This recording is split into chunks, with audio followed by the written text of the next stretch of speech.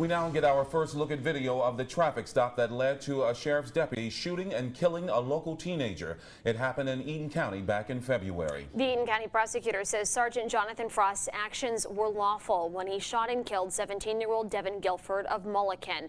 News 10's Joy Wang tells us why.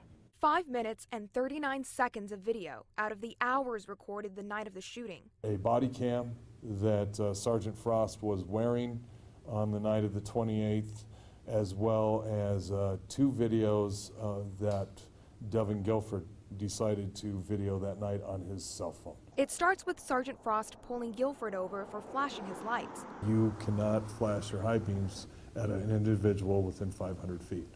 If you do, it's a civil infraction. Guilford says he flashed the lights because he had his own brights on.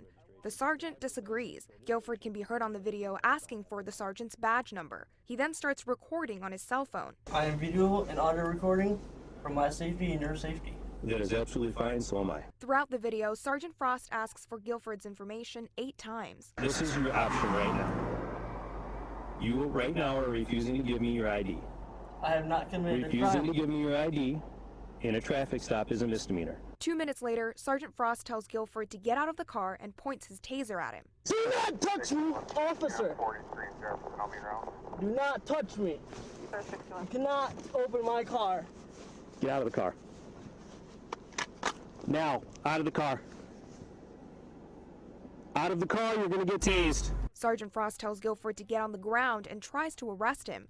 Guilford still recording on his phone. Do that! Get your hands behind your back. You're under arrest. You can't do that. Sergeant Frost tases him. One barb hits Guilford. He stands back up. They get physical. By this point, from the evidence, the taser has been lost.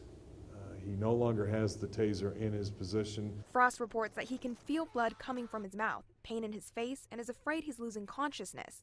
He was left with no non-lethal force options left to use as he was laying on the ground with Devin above him.